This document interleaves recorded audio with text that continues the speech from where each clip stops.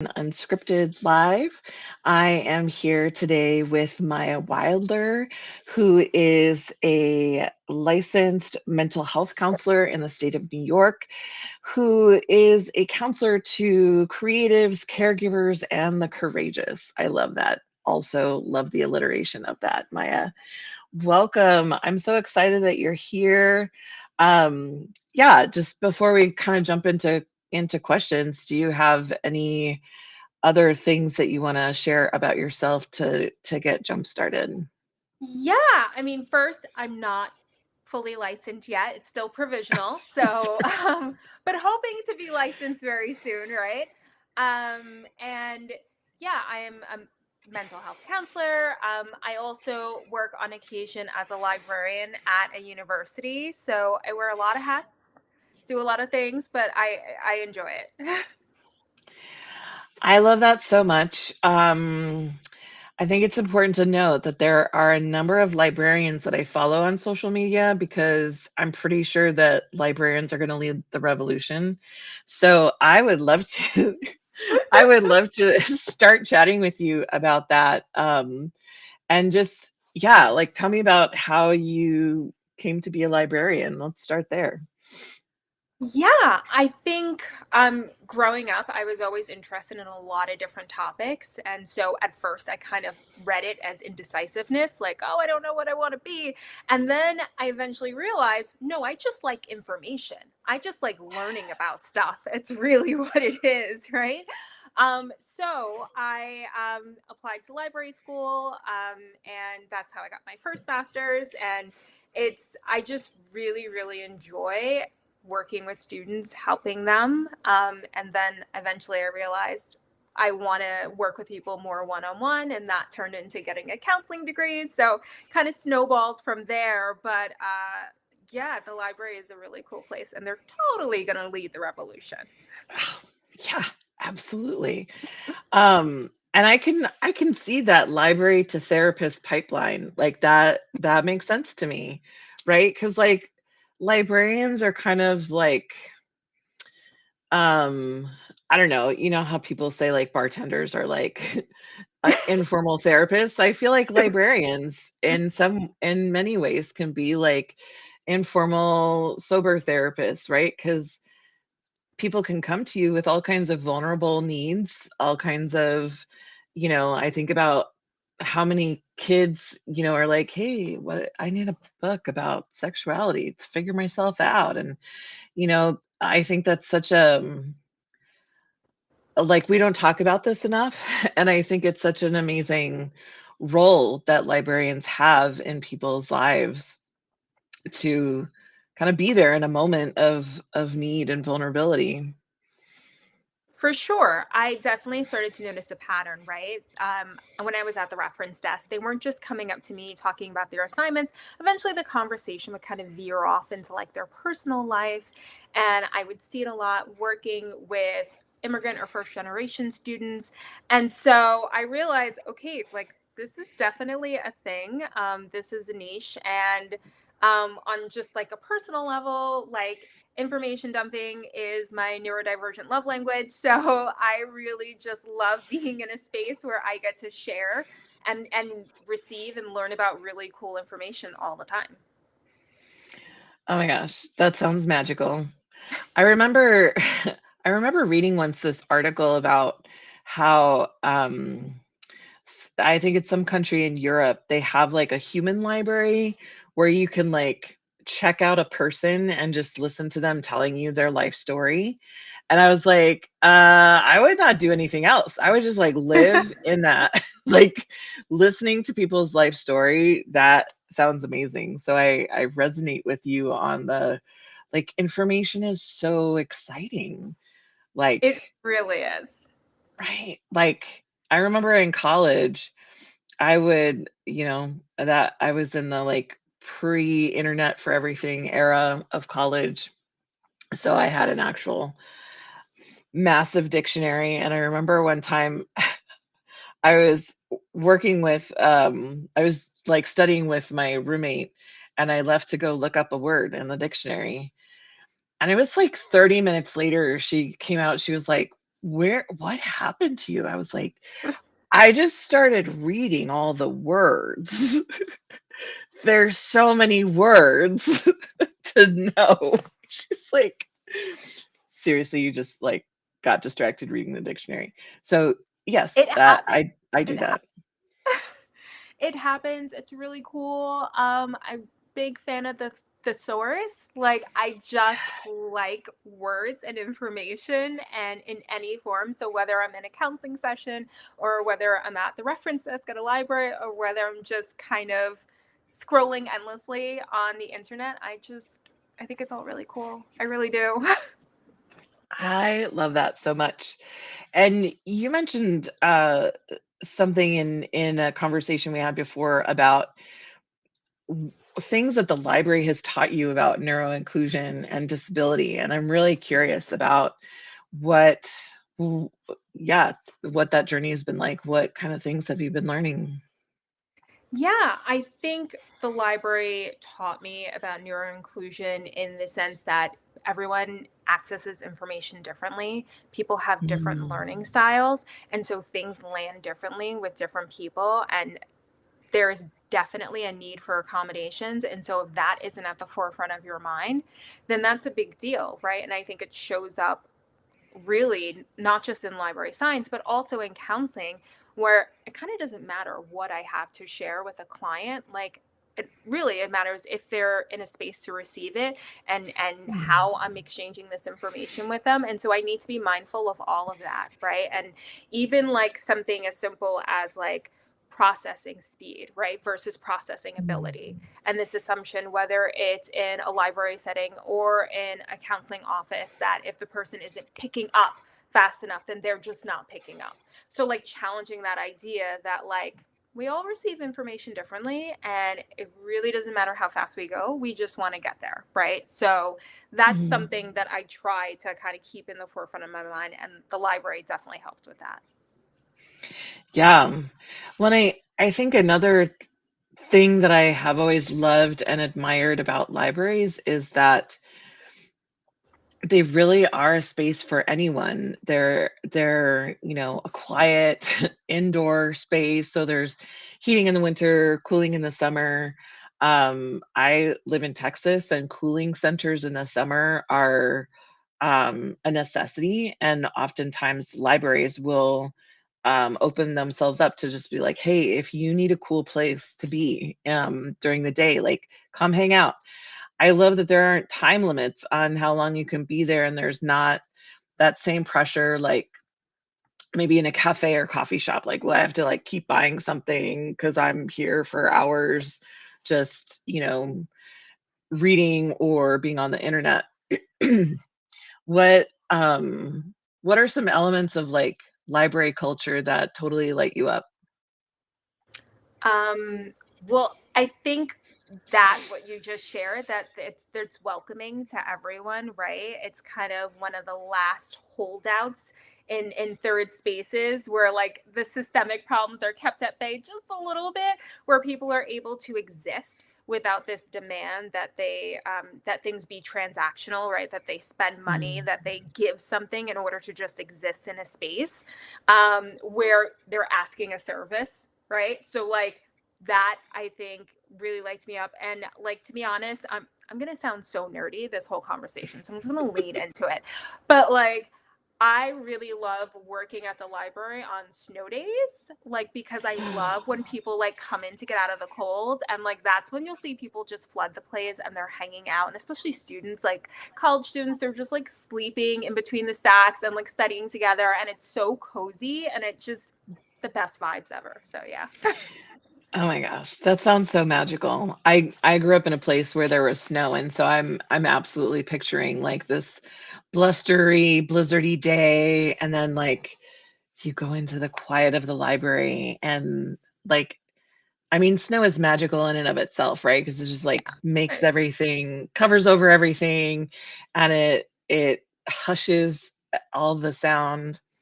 Oh my gosh, that sounds so dreamy. That might be like my new mental escape place to imagine, like be in the library in a snowstorm. Yes.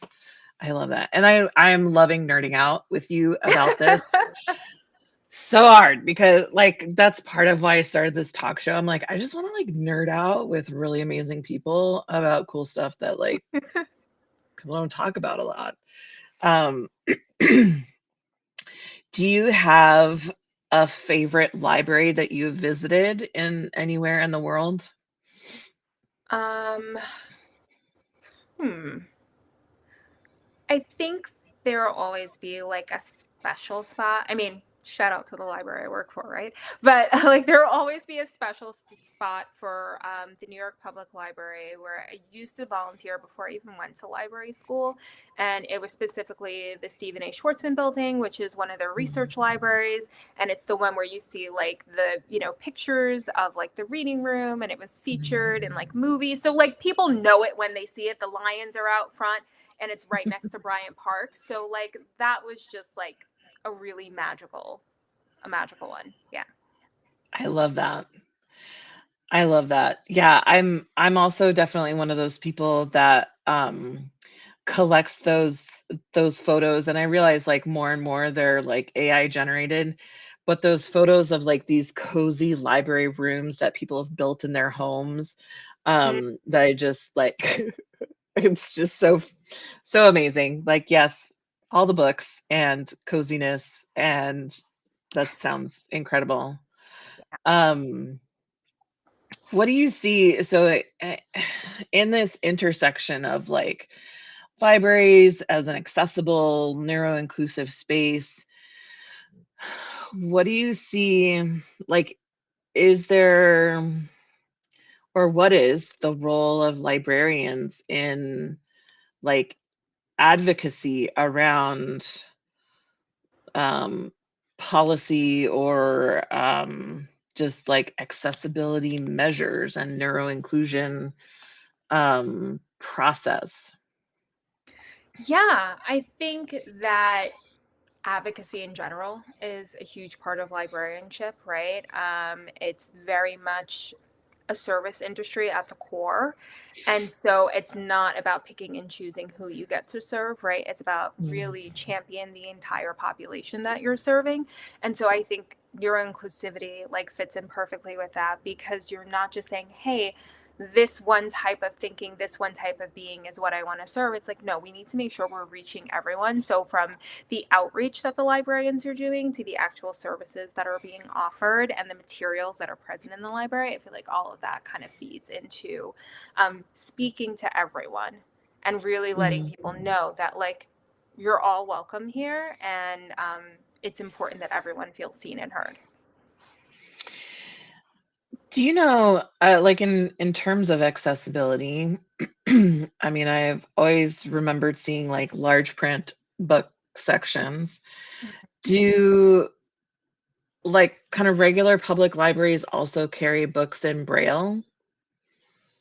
That's a really good question. I would, hmm, I'm going to go out on a limb here and say that likely so, just because public libraries tend to carry large print books as well. So I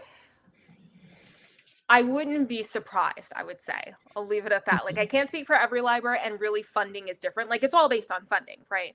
And Yeah, funding comes down from the state, and states, fortunately, unfortunately, decide who gets allocated what monies, right?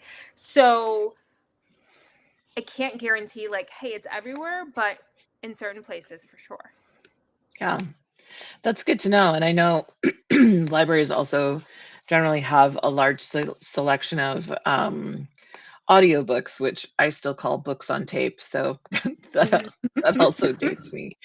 But yeah, those resources for yeah, for folk like for me, for instance, I mean I have some visual impairment with my glasses, but I somehow I don't know, it's weird how my brain works, but I really enjoy listening to audiobooks, and I can get bogged down by reading text, like, just when it's walls and walls of text. So for me, listening to an audiobook allows me to have a different kind of experience with it, um, versus when I'm reading, like, sometimes I just find my eyes get fatigued. But it's interesting because I also have like auditory processing issues, which I don't trying to think. I don't remember experiencing that really when I'm like listening to an audiobook. So that's an interesting thing for me to think about. Yeah, Yeah. books are magical, right? And it's interesting the different ways that we receive information. Um, and thankfully, I'm thinking of apps like Libby, where we're able to Mm. kind of get like those books from libraries and audiobooks, and like, you know, the fact that the kind of well-known secret you can add more and more libraries are making their library cards accessible to so many people, so you can add libraries from places where you don't live, just so you can expand your access to different audiobooks and different books in general. That's So it's really amazing. cool. Yeah, so I suggest adding in like the major cities so you just kind of get all the books. Oh my gosh. I'm never gonna come out. I'm just gonna be like listening to my Libby audiobooks all the time. I love it. Oh my gosh. So one of the other things that I wanted to explore with you and in this realm of like neuroinclusion and navigating our own identities, as well as I think this plays into the process of deconstructing ableism, internalized and externalized. Tell me your thoughts about the concept of shoulds and coulds. Ooh, okay, yeah. So that's a big one, at least in my mind. I think Yes. on all right, on a larger scale or just individual, or where should I start? All of the above. If you Okay. want to start, yeah, if it would help for some more direction, like let's start big and get small. Yeah. Okay, totally. Um, so I think on a larger scale, especially when I think about corporations, I think there's a huge emphasis on shoulds and how things should be done and how it should look and how a company should operate. And they're missing out on so much because they're not looking at what could be possible. It's like, especially when I think Mm. of neuroinclusion and how diversifying your team will just expand all the creativity. That's everything that's possible, and anytime people shut that out, they're absolutely collapsing down everything that could be happening. So my push for people in positions of power, people who are operating companies, is like, let's try to move away from the shoulds and start looking at what Mm. could be a thing, because it's just magical. Oh my God, I love that so much. And yeah, I love what you did with the kind of the difference between those two, because I have this thing, I collect what I call death sentences, and what I mean by that is like the sentence, "But this is how we've always done it." To me, that's a death sentence. Like that just kills my whole As vibe. And well, we've never done it that way before, or that's just how so and so is, right? Those to me go in the shoulds category of like there is this one idea about how things should happen, yeah, and that's what we're going to follow. And I find so much of neurodivergent culture really thrives and pushes forward the idea that there are infinite possibilities of as what could yes, happen. And like sometimes we just want to sit around dreaming about those and talking about them, not because we're going to do them all, although let's be honest, many of us want to do them all. for sure. We can get caught up in that. But I love when you were talking about, the capacity for neurodivergent minds to bring in imagination and innovation around what could be. And I always go back to something that I read, or not one thing, but kind of through the course of the book. Patrice Coolers, who wrote the Abolitionist Handbook, and how she describes abolitionism as dreaming new worlds. Mm, And dreaming what could be outside of what already exists. And that's something that's so thrilling to me, and something I feel like I've participated in my whole life, that's made it challenging to like be here in, in what exists while simultaneously visioning what could be. And I'm curious, like, what your,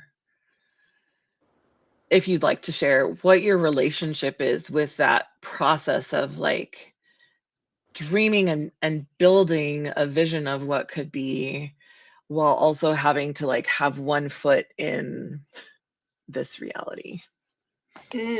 Okay, that's a big one. So, but I think it's a phenomenal question, right? Because I think it impacts all of us. And I think that for me, I can say I it took me a long time to get here, right? To get to a place where I realize I am who I am, right? And Mm, there's no changing that. And so I can't help but imagine all the possibilities and see everything I want to do. So I think in order to make that my reality, I had to get very, very clear on my yeses and my nos, mm, right? My boundaries are like super solid in that, and people often laugh and joke, oh my gosh, you're so busy all the time. It's like, yes, I say yes to so many things, but I say no to so many more things. I'm very, very clear mm, on how I'm using my time. And then something that I speak with that I try to embody and then I speak to clients about often is the idea of individual versus systemic, right? And mm, how people, and I think it impacts everyone, but I think in some ways, many neurodivergent individuals, right? This idea that like I have to solve a systemic problem with an individual solution.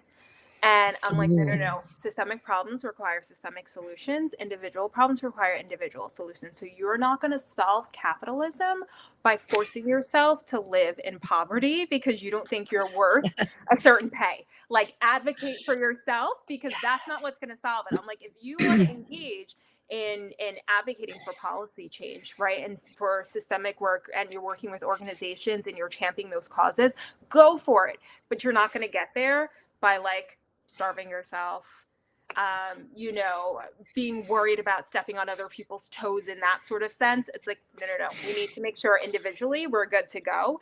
And so I try to live that as well, Mm. really being mindful of like what's mine to take on and what's not. And so just kind of keeping an eye on like, am I shortchanging myself in a certain way? Because I'm thinking, well, what about the larger issue? Like, yes, that. And don't box yourself into a position that's going to harm you. Oh my God, I love all that. I can't wait to like go back and re-listen to this part. I appreciate that so much. One of the lessons that I've learned in entrepreneurship is exactly that, of like I was so concerned with when I had a therapy practice, I was so concerned with wanting my services to be financially accessible that it all became inaccessible to me.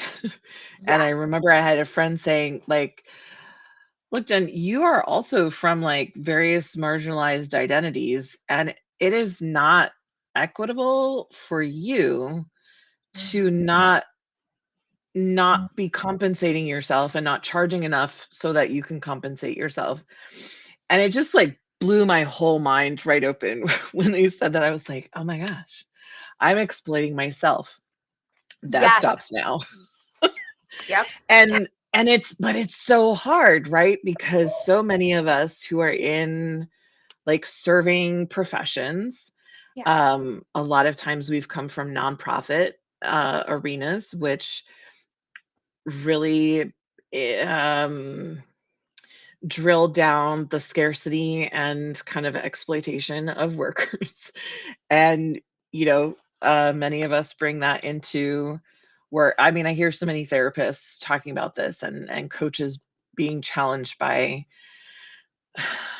this idea. And so that's That's such an important lesson that you shared about, like, I don't know, it's one of those things that, like, yes, in my head, I knew that systemic problems need systemic solutions, but there is a breakdown in the application of that. Yeah. Um, and I also see that we've been modeled individual solutions for systemic issues, like Hmm. things like, a lot of the work that I do is is in indirect well, directly and indirectly to address the problem of unemployment and underemployment for neurodivergent and disabled adults. And I think about the unemployment sector.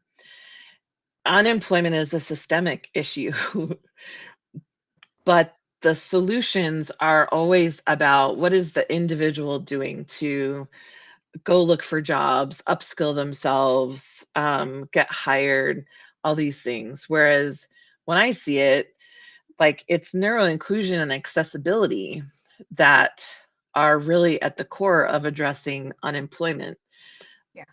because those are the things that keep people from getting jobs and from sustaining jobs. And so it's, yeah, I love this conversation so much because, yeah, I think a lot of us have seen models of systemic things being addressed with individuals. And the other piece is, right, when people or entities who are in power can blame the individual for the thing not working, they don't have to take responsibility for the systems that they've developed. 100%, right? Or even the systems that they collude with, right? And I think Mm. you just said so much. There were like fireworks in my brain right now. Um, but I think even, the corporation, like putting it on the individual, like you said, to kind of just come up with a solution. It's like, no, no, no, no. I think about that saying. I don't remember who said it. I think it might be anonymous, but that America is not a country, it's a corporation, right? And so we Mm. have so many problems that need to be addressed, but it's going to require systemic solutions, which is a challenge when America is also a very hyper individualistic country that's like, you have to have the solution for everything. So we have to kind of push back against that narrative and reimagine something different. And that happens with neuroinclusion. Like, we can't imagine something different without everyone imagining together. Mm. Yes. Ooh, I like that. Collective imagining. Yeah. That's so important.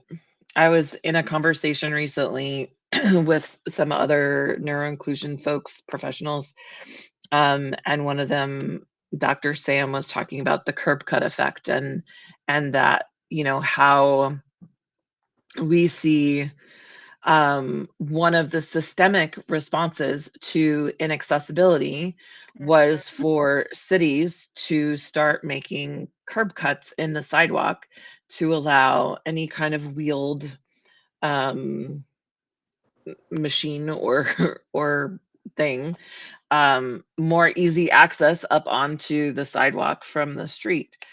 And I think that's it's always been such a helpful example of, that design was for accessibility, and maybe with, like, people with walkers and wheelchairs and other mobility devices in mind. But who else does it help? It helps, the delivery guy who's got a hand truck full of boxes.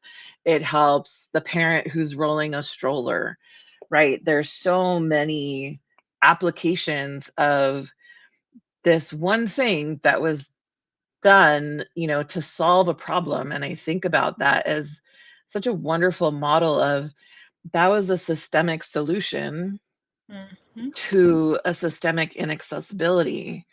And if we can use that as a model for, okay, like, what else can we do? I think elevators are another element of that. I use elevators all the time. Everybody uses elevators. Not everybody. Many people use elevators beyond just the people who would need them as a like they wouldn't otherwise be able to access other floors without it. Um, are there other, I don't know, I'm curious if there are other like examples or models of this, like a systemic, an actual systemic approach to a systemic problem. Yeah. That's a good question. None are coming to mind right now. I think maybe because my mind is just like swirling with ideas after listening to you Yeah. speak. So, but you made me think of everything you said was spot on, and you made me think of a friend of mine. Shout out to Megan. She's awesome. She is a special education teacher, and she always talks about how really anytime we make things accessible to the disabled community, it really benefits everyone. And it made me think about how, the neuroinclusion practices we're encouraging in corporations. It's like, if not only will everyone benefit from considering what would help certain marginalized communities, but like, we shouldn't just kind of include them. We need to be like pushing them to the forefront. Like, it truly, truly helps everyone. And we're shortchanging ourselves by like not having that as part of the conversation. Um, but I think even I'm trying to think like, now that you're talking, I'm thinking of so many instances like the automatic sliding doors. Like every time Mhm. we're like, let's make it convenient. It's like that really benefits everyone. Like it really, like, do Mhm. people need to drop things in their hand for us to be like, oh, maybe we should kind of consider this? Yeah, and I think that's one of the things that I'll say advocate for instead of harp on because it's more positive. But just the normalization of access needs. Every single human has access needs. That's just the thing. We have different access needs as we age, right? Like babies have different access needs than teenagers and adults. And I have different access needs now in my 40s than I will have, when I'm older, whatever ages I get to experience. And so I'm a huge advocate of like, let's normalize this. Like in any space, let's us if we assume everybody has access needs, let's ask everybody, what are those needs? What supports you in being able to be the most successful as a student, as an employee, as a worker? Um, and I kind of I spend a great deal of time imagining, daydreaming what it would be like if that was just kind of a given across the board versus like you were saying, why does it have to be left up to the already disabled and under-resourced individuals to have to pipe up and be the one singled out, oftentimes discriminated against, to say, hey, this is a thing that we need. Yeah. Yeah. It's incredibly unfair, right? And it's not sustainable. Um, and in many ways it's very inauthentic, even, to purport the idea that like we all don't have access needs and that all won't become certain challenges at certain ages and certain levels of ability, and like like even living in this kind of lie to be like, that's not a concern for me. Like, no, it is. It's literally a concern for all of us. Like, we should have this conversation, right? But I take comfort in the fact that the conversation is starting to shift, and Mhm. now we're talking about things that we weren't talking about just a few years ago. So like that gives me a little bit of hope, right? That individuals can't provide individual solutions, but they can band together, and when they band together Mhm. they provide a systemic solution, and it's really incredible to witness. Yes, we get loud. I'm curious about if you would like to share any of the other things that are like fireworking off in your brain, because I just love hearing about that kind of stuff. Yeah, I mean, so much. I could literally sit here and talk about information and all things people all day long. We'll have to Um, have a part two. we have to. We have to. Yes. Um, but yeah, I think just something that's really huge for me is, how much power individual people hold, whether they're working Mm. together, right, or whether they're just on their own. I think there's been so much of a,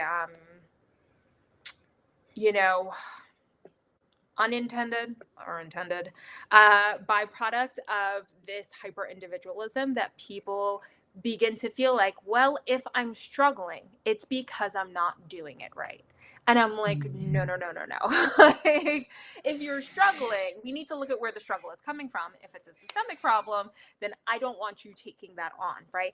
And I feel like I have this Mm. conversation a lot with neurodivergent clients, right? This belief that, like, if something's not going right, if they're struggling, it gets internalized and it's, oh, it's because I'm not doing something right. And I'm like, no, no, no, we need to look at the larger picture and zoom out a little bit. And so I often use this example. I don't know how helpful it is to anyone, but there was this old show. It's not that old, but I'm old, so whatever. Called The Prophet, and it was a reality TV show where this business guy, Marcus Lemonis, would go into failing businesses and turn things around. And he always used a really simple formula. He said, if there's a problem with a business, it's one of three things: it's the people, it's the process, or it's the product. And I've noticed this pattern with, especially a neuro individual, or really, I mean, it can apply to so many. Populations, right? Where people internalize it and say, if there's a problem, it is the people and the people is me. It can't possibly be anyone Mm. else that I'm interacting with. It is me and it is only me. Instead of looking at, hey, maybe it's the product, whatever we're trying to get done. Maybe it's the process, how we're going about it. Especially because I could talk about this for a day, the perfectionism, right? This idea that, like, we're completely like rejecting the idea of iteration and like everything needs to be perfect and it needs to be perfect on the first time. And like, that's not the process. That's not a human being's work. We iterate. That's how we roll. So kind of challenging people to take a step back and realize, if there's a problem, I believe you that there's a problem, but let's not assume that it's automatically you. There could be so Mm. many other things going on. And whether we band together with other people to make change, or we're just going introspective and looking at what's going on inside, like, there's other moving pieces here. Yes. You're speaking my whole love language, like any all all this all the systems things. And I think too, especially for neurodivergent and disabled folks, we receive so much messaging that we are the problem. If Mm-hmm. there's a miscommunication, it's like, well, because autistic people don't know how to communicate. Yes. If there's, somebody, a kid being distracted, well, because they're just oppositional and defiant, Mm-hmm. right? So we are conditioned to blame ourselves and to see ourselves as the problem, to which then leads to us performing neuronormativity and masking and trying to, you know, bend and contort ourselves to acquiesce to what somebody arbitrarily decided was the way. Um, and so I love that you are just honing in on this message that, like, no, let's look at the systems around us. And I remember the first time I heard somebody say, this environment is disabling. That Mm. was like such a revolutionary thing to hear, to put like the burden of inaccessibility on the environment rather than, oh, because I'm so problematic.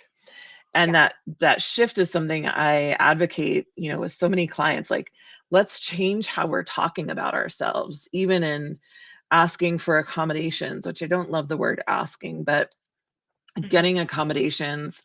How do we talk about it in a way that